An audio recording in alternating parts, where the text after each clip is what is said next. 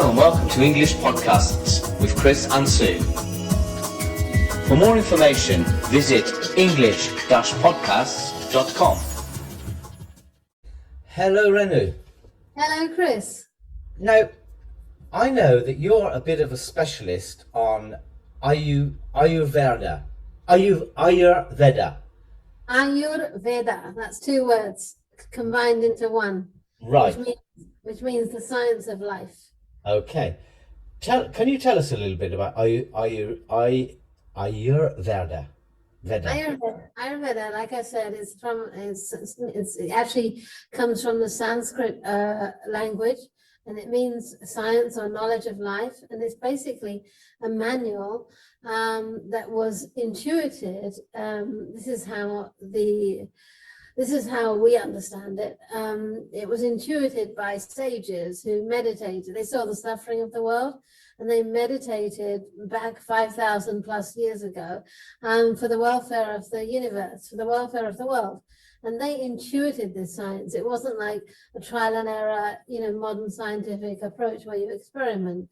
So they intuited this science, and it became, I call it the manual to life. And it tells you, how to live in sync with, the various seasons, the various times of day, the type of person you are, the type of environment you're living in. So it's basically about living in harmony with yourself, your family, your society, your environment, and all the sustainability and organics and all the stuff that's sort of becoming, a la mode now is all encompassed within that. It's just about, and the foundation of Ayurveda is ahimsa, which means non-violence. So it's based in the crux of non-violence, and it's a very beautiful science because it's applicable across the globe, across time, and across people and nations. It doesn't really matter. And it's not like strict, it's not like a religion. It's about, the laws of the universe. This is how they function. And this is how you live in harmony with them. And if you live in harmony with them, then you will have optimum health. Now, you're trained in Ayurveda. Yeah, I'm trained. I started studying Ayurveda about 2 decades ago, back in the UK. And I was doing a diploma in Ayurveda. And then I got so fascinated by it and left my career as a lawyer and came to India to study at an Ayurveda university and to become a doctor, because it's a recognized system of medicine. It's not a complementary system of medicine here. It's an alternative system of medicine. So it's recognized. There is a body of the government which is focused on Ayurveda, within the health ministry, if you like. And so I came to study Ayurveda, but the thing is, when I came, the course syllabus has now become so intertwined with modern medicine, which I'm not saying is not necessary. We need to know people's medical conditions because they will come to us and explain the medical condition from a modern science point of view. But what got me the most about the course was that Indian system of education didn't suit me, because it was like memorize, and I'm like, why? How does this work? Why does this work? Because that's how I was trained in the West. So then I left that course, and then I went to the UK, and I got an MSc, Master of Science in Ayurveda. It had just been launched. I was in the pioneer program, and it was a great kind of, reverence to Ayurveda from the UK, that they recognized it as a science, but now the course has been abolished because there weren't enough people coming to study it, because, it's an expensive course, and how do you make money in the future with it? So people don't really want to invest in it. So you were a doctor. Well, you see, now the thing is, this is a controversial question, because in the UK, because it's not an alternative system of medicine, it's a complementary system of medicine. So it complements, modern medicine. So we're not considered doctors, we're like complements, if you like. Okay. So we'll just add on. So we're practitioners So of Ayurveda. in the UK, it's seen as something like Chinese medicine, this type of thing, yeah? Okay. Yeah.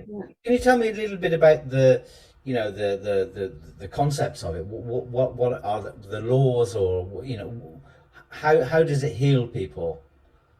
Okay, well, there's the first portion of Ayurveda is dedicated to prevention.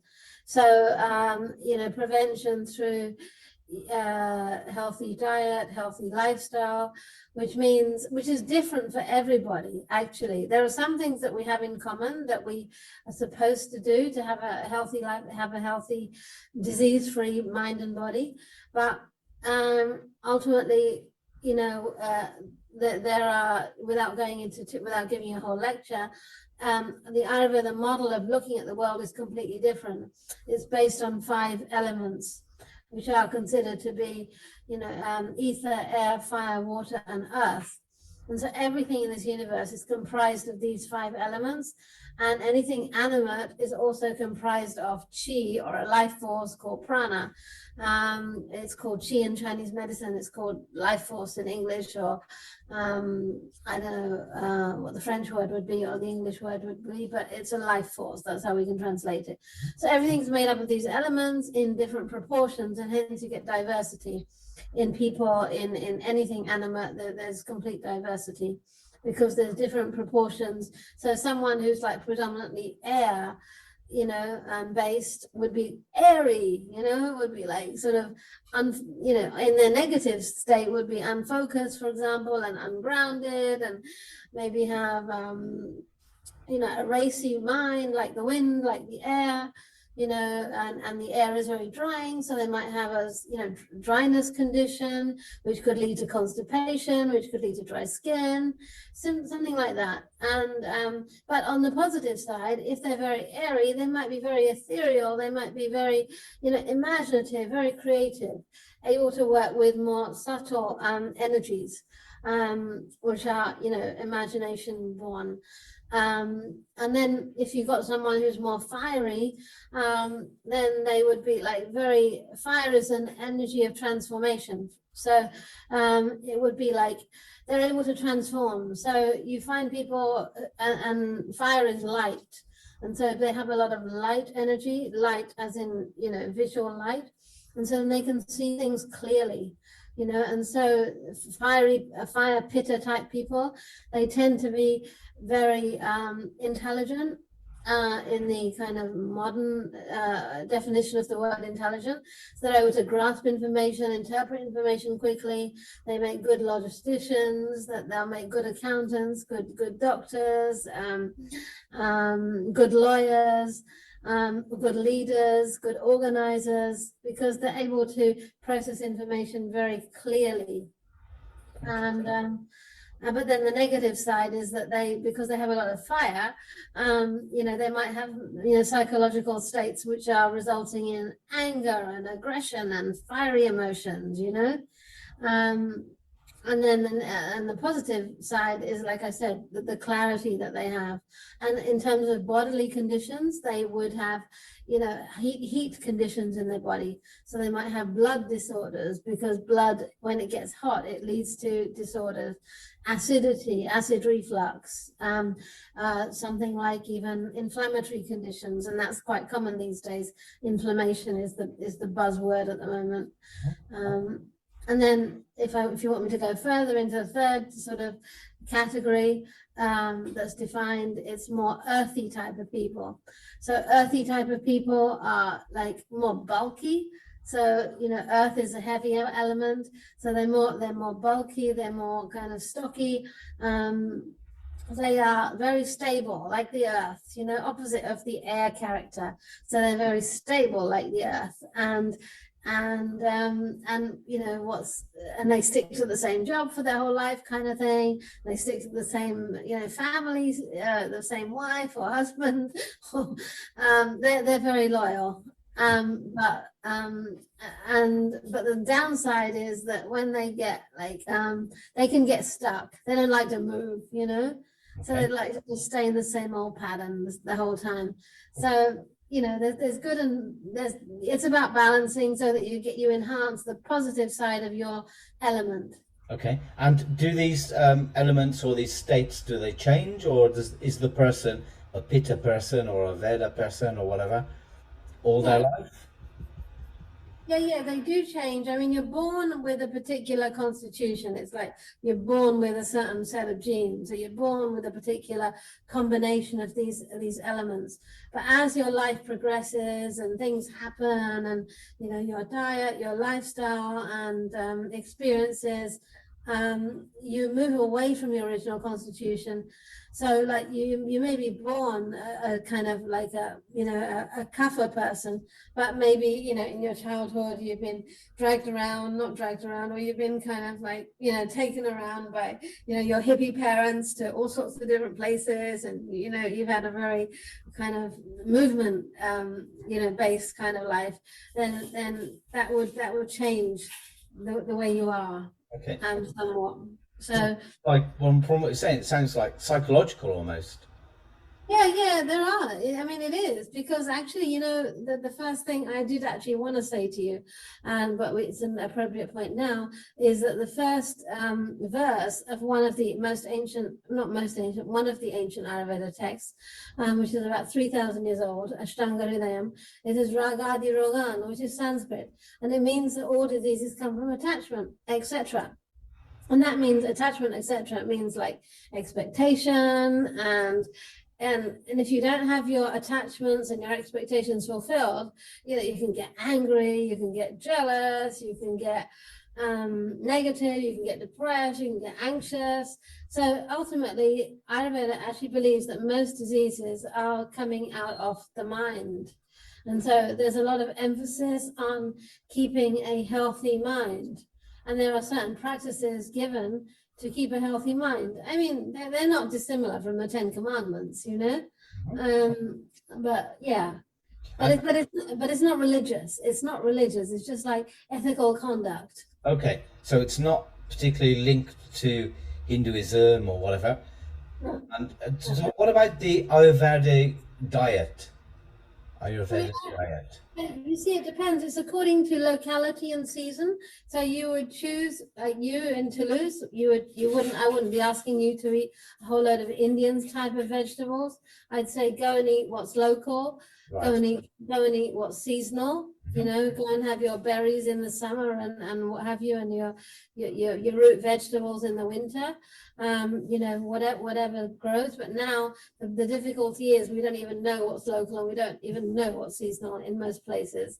So just ask just think about what your granny might have done, or because I actually believe that Ayurveda, although it's born out of India, it was practiced by all ancient cultures across the world, because it was about living locally, living in harmony with the locality and the season. Okay. So nothing to do with eating according to the type of person you are.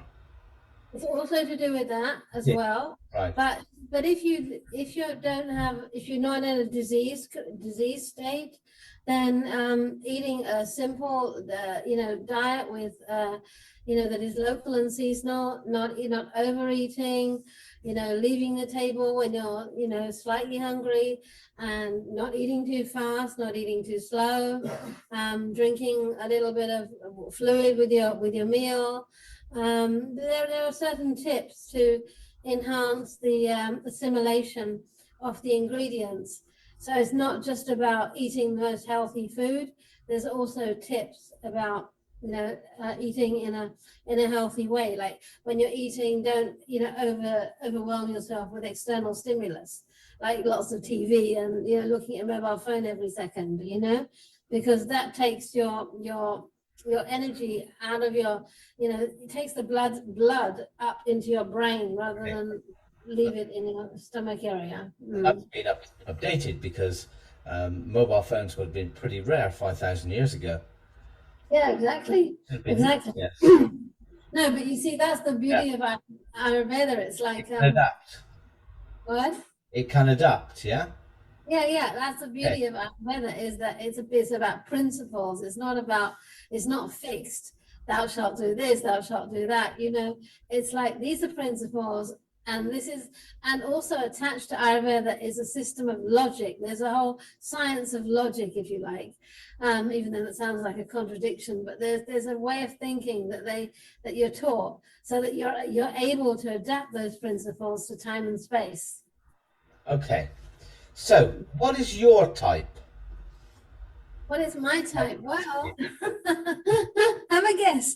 Let's make you the doctor, shall we? Okay, I would say that you could be a kapha type. The kapha type. Well, I'm a kapha pitta. Kapha. Oh, you can have a mix. Yeah, oh yeah. Sorry. Yeah. Oh, I didn't know. I thought it was like, that's it. No. I mean, you can have a mix of two, or you can have a mix of three. Oh, really? All of them equal proportion. Okay. So I would say you and I are pretty similar. I would say that you and I are both pitta kaphas. Very possibly. Because I think both of us, without wanting to praise ourselves, I can praise you, but I shouldn't praise myself, but I will. I think that we're pitta types. I think we've got high intellect and we've got a lot of clarity. Wow. So that gives us the fire energy. And I think, there's a stability within us, which makes us stick to things, which is why we've been continuing the podcast and not giving up. That's just a very shallow, brief example. But anyway, but I think I also have, if I'm in an environment that's very vāta aggravated, like if I'm in some carnival, like when I went to Notting Hill Carnival, oh my God, there were so many people and it was boiling hot, and I just felt so claustrophobic. It just aggravated my vāta, my mind, and I just had to get out because that was not my nature to be in that kind of environment. It's like, where's the exit from Notting Hill Carnival? I don't know if you've been, but no, I haven't. I've seen it, but I've never been. No. But I imagine, lots and lots of people, lots of noise. And so, how does my diagnosis of you? It's probably right. Yeah, it probably is. The only thing is, it says, because I've read a little bit about just a little bit, so I didn't come across as totally stupid. But and it said I should avoid spicy food. But because of the pitta, because of the fire. Yeah, but that doesn't mean that. Okay, it's because of that. Okay, right. If I eat spicy food, what do you think happens? Well, then you could suffer from heat conditions. Okay, right. Heat rashes and acidity. Yeah. Inflammation problems. Issues like that. You could suffer from premature balding, premature graying because of the heat. Yeah. So these are some of the conditions you could suffer from. To an Ayurveda clinic in India, in Kannur, in Kerala, because I twisted my knee. Yeah. And in fact, I think they didn't do anything. They just suggested that I put there was some sort of oil they gave me, which was really, really hot. It felt like, Naga chili being put straight on. And that was the only thing they gave me. They didn't tell me to go for an X-ray or whatever. Yeah. There is this whole science of like correcting the bone structure without surgery. And I've got an article, well, not an article, but I mean there is an article about that I facilitated somebody's treatment of quite a serious shoulder surgery, for which they were going to go to they have booked into the NHS in the UK for an operation. And I said to this guy, I said, you don't need to do that. Ayurveda can treat you. And he was like, what? My shoulder's out of place. How are you going to move my shoulder with, herbs and diet and, timing of my food, And then I explained to him that basically, dislocations and, what's the other one, like prolapses happen because the air element is pushing part of the structure away. Okay. And so if we rectify and balance the air element, then that structure will automatically, come back to its regular position. Okay. It's like my teacher, who's an Ayurveda, who I call my Believe Ayurveda. it. Like a lot of, I'm not, I know what you said, and I understand what you mean, but a lot of, I would say, alternative medicines, and I'm not saying that Ayurveda is alternative medicine, but a lot of them actually count on the patient believing in it. Do you have Yeah. to believe in Ayurveda, Veda, or not? Yeah, it is said in the Ayurveda text that if the patient doesn't have faith in the doctor or the system, then it's not going to work. Okay. And I actually believe that not just of Ayurveda, but of anything. Even modern medicine. If you go to a modern medicine doctor and you just do not believe that his medicines are going to work or he is capable, then it's not going to work, whatever. Yeah. So I don't think that it's just exclusive to Ayurveda. No. I sort of believe that as well. Yeah. Yeah. And So, I think, the belief system can work wonders, You can, believe in anything and it can, you can make things happen through changes in your thinking process. okay, I'm going to test you now, Doctor. Oh my God. Go on. You sort of said that I'm a pitta kapha. Kapha. Okay. Yeah. I have a really, really bad headache. What should I do? What should you do? Now I have to establish what type of headache it is. Because It's in is the it front. it's in the front. Yeah. Okay. And is it throbbing headache Oh, or is yeah. it Oh, yes. then it's a pitta headache? Ah, Because you get different types of headaches depending on which element has caused it. okay. So then I would suggest that you want a cure, you want a treatment, a temporary treatment, or because we give you in Ayurveda we can give you temporary, band-aid treatments, and we Yeah. can give you, longer term treatments. Okay. Well, I don't get headaches very often, but I just have one today. Yeah. So then I would advise you definitely not to eat spicy. Definitely to control if there's any element of anger or whatever, or a fiery emotion to pacify that with something cooling, like a cool bath or something like that, or cool shanti, peaceful music, and not to go out in the sun. Should I take a paracetamol? No need. We have if you were in India, I would give you what you call a lepam, which is like a mixture of spices all ground together, spices, herbs, and barks, and you mix it with water or milk, and you just paste it onto your forehead. Okay. And then I do that because I get those kind of headaches too sometimes, and I just put that paste on, and then within an hour it's gone. Usually. Right. Practical one now, Doctor. I've been out in the sun, and in fact, I fell asleep in the sun, and I've got sunburn. Yeah. What do I do? Yeah, you're very liable to get sunburn. So then you use some aloe vera, which you can get locally, and I would apply it to the burn. Aloe vera. We can also use lavender oil. We can also use ghee, which is clarified butter. Yeah. But aloe vera is the best one to use, I would say. It's cooling, yeah. Yeah, I would apply it. You can even apply it to your forehead for your headache too. Okay. So there are kitchen remedies that can be used. Last one, Doctor. I have a little pain in my knee, on the side of my knee. When I'm walking, it's okay, but when I try to move my knee sideways like this, there's a little bit of pain there. How long have you had it? Oh, well, I think it's been a long thing because it came from the tendons being snapped, What, you do sports or something? Yeah. Right.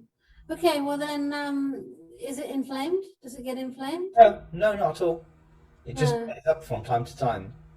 And is it worse on movement or worse on being static?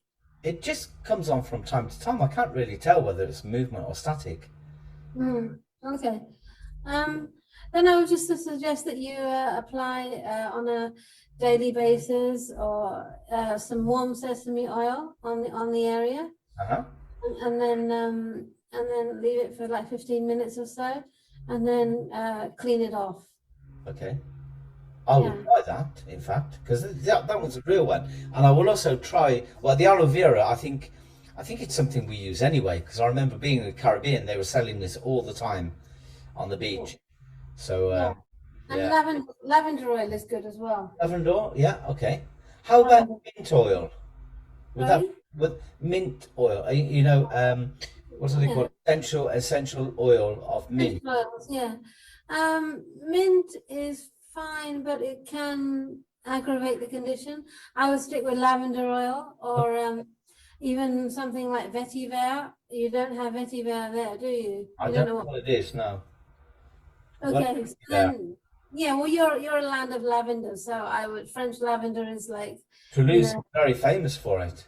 Yeah, so then definitely go with lavender, Okay. We buy French lavender here, it costs us a bomb. Oh, really? Yeah, and I'd just like to add No, violet in Toulouse, not lavender, sorry. okay, violet. Okay, Yeah. I don't know the properties of violet, but I expect they're pretty calling as well. But I haven't seen essential oil of violet. Ah, maybe it doesn't exist. Maybe it doesn't exist. Yeah. I will look this up, because if it exists, it will exist in Toulouse, surely. Yeah, and I wanted to say, some people have the misconception that Ayurveda is one, connected to religion, which we've cleared out, and two, that it's an alcohol-free, meat-free science, but it's not.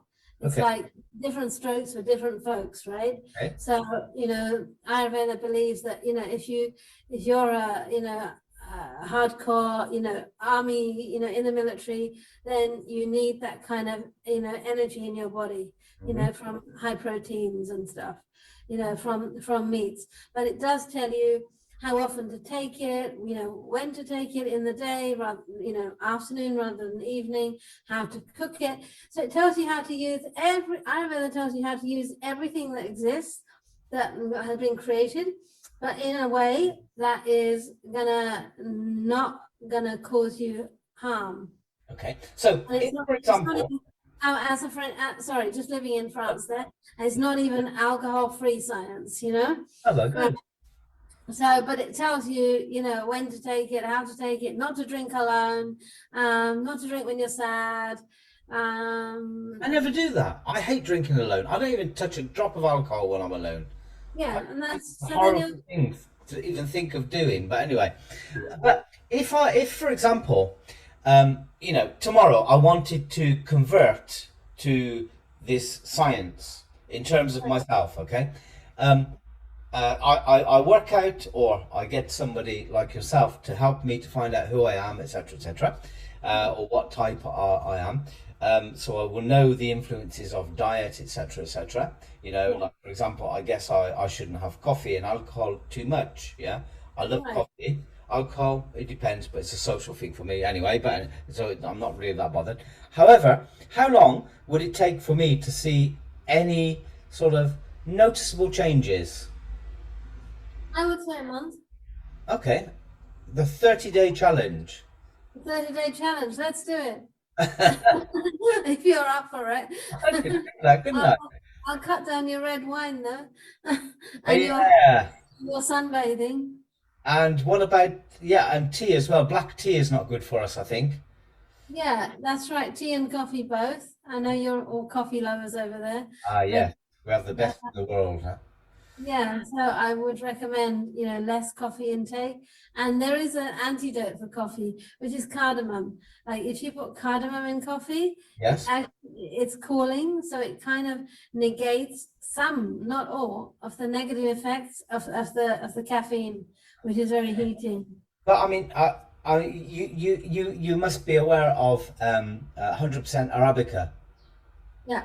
you know, and the way that we drink coffee in France is very different to the UK.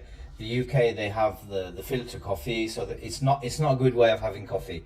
I Yeah. know that. And the Arabica coffee, because we make it in an espresso machine, so it's only the pressurized steam that actually goes through the my coffee maker makes it grinds the beans for each cup, so each cup is freshly made.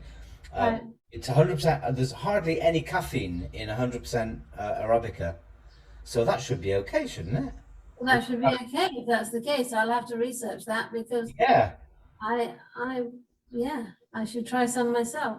because Uh, I know a lot of coffee they use things like robusta beans, but I always buy 100% Arabic because I like this taste, and to be honest with you, I could drink coffee just before going to bed. I could have an espresso coffee just before going to bed, and it just doesn't affect me at all. Is right. is that okay, doctor? Well, it's okay if it doesn't affect you. But I'm going to look into it because I find that hard to believe that coffee doesn't contain is that Arabica coffee is not heating. Well, I don't know about that, but I know that it's got virtually no because you can buy it decaffeinated. But I was told by a person in a brewery, the coffee roaster, yeah, Yeah. and he said that there's no real point buying decaffeinated 100% Arabica if you can be sure it's 100% Arabica, because there's so little caffeine in it that it doesn't actually change much. And Okay. this was a coffee roaster in Toulouse who told me this, and I think he Okay. knows his stuff. But I'll let you. I'd be interested to see what the take is, because Indian coffee for me it was strange stuff. It was like very milky, and it was mostly made with powder. It's a bit like the English coffee. Yeah. Which is a Yeah. strange thing, because if you come to France and you ask for a tea, you have to ask for milk. In the UK, they generally ask you, if you don't want milk.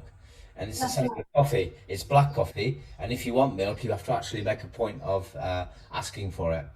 Yeah, and adding milk to coffee or tea actually negates its heating properties as well. Okay, so it's actually good. It's actually good, yeah. Okay, okay. Yeah, I Yeah. don't fancy, watering down my espresso, as it were, with milk. Ugh, no, some people do, but yeah, no, I like Yeah. the espresso. Full, No, if full power. I get a full power espresso, then I need to dilute it 3 times. I'll take Oh, one really? cup. Well, what you get here, I don't Yeah. know what it is, but I'll get 1 cup, and then I'll get 2 extra cups, empty ones, and Okay. then I'll make myself. Then I'll get myself a big jug of water, hot water, and a big jug of hot milk, and then or soy milk, and I'll mix it all up, and so I get 3 out of 1 because it doesn't suit me. It's not because I'm trying to be strict, but um, so yeah, it would take about a month to see major changes within you. But again, I say a month because any changes should be incorporated slowly, Right. because it's too traumatic for the mind and body to suddenly say, right, I'm giving up coffee, I'm giving up, wine, I'm giving up this, I'm giving up that. Those two there, I don't think I could. Yeah, so it's not advisable. Ayurveda No, says don't do things fast, I've heard it. That's good. You say even that. with even with exercise. Like for example, Ayurveda recommends exercise and yoga, but not all of a sudden. Like if you haven't been practicing, if you haven't walked, if you haven't run the marathon for years, we wouldn't say go and run the marathon. I mean Yeah, that's common to modern sports science anyway. yeah. That you build up your stamina gradually. Well, in fact, we did a podcast on yoga, which, if anybody's listening, can listen to that as well. Yeah. Yeah. Well, Yeah. listen, thank you very much, Renu. I'd really like to come back to this, because there's so many things which I think we could go back into on this. Yeah. Really, Sure. an interesting subject, and also something that definitely in the West is not that well known, and it's so, well, I wouldn't say popular in India, because that's not the word, but I mean, there's so much Ayurveda clinics, hospitals, doctors, etc. That it's not at all seen as as you said, it's not seen as complementary or alternative. It is sort of mainstream as conventional medicine. Yeah. But having said that, this could be another topic, but a lot of the Indians have much more respect for Western medicine than they do for, the indigenous system of medicine here. Really? Yeah. Lovely. I think, well, that's just due to, Western medicine, if you, like you said, proper paracetamol, your headache's over within half an hour, you put this paste on, and if you're in, a situation where you have to go to work, you have to go to meetings, or your bread and butter and your children are going to starve because you haven't got food, then you want to pop that pill, Yeah. They're kind of very basic reasons, but, that's, and it's cheaper. You know what? It's a lot cheaper. What conventional medicine or Western medicine is cheaper. Okay. Oh, really? Yeah, Okay. and then also people don't want to make all the diet and lifestyle changes that you have to go with it. You can't, especially if you're poor, you can't go around saying, okay, I'm going to buy organic, I'm going to buy this, I'm going to buy, you're just going to eat a load of potatoes because they're cheap, You're not going to go to the vegetables that we're telling you to eat because you can't afford them, So the majority of the population is really, and also there's a whole slogan, I call it West is best, Yeah. So there's this kind of indoctrination that, West is best. And so this, this is going to work better, Everyone's striving to go and live on the streets paved with gold, USA, America, USA, England, whatever, Okay. So it's part of that whole system of conditioning. So there you go. That's another topic. But anyway. Absolutely. Well, thank you very much, Renu. Yeah, thank you, Chris. Thank you. We hope you enjoyed today's podcast. Join us again at english-podcasts.com and subscribe to our podcasts on iTunes.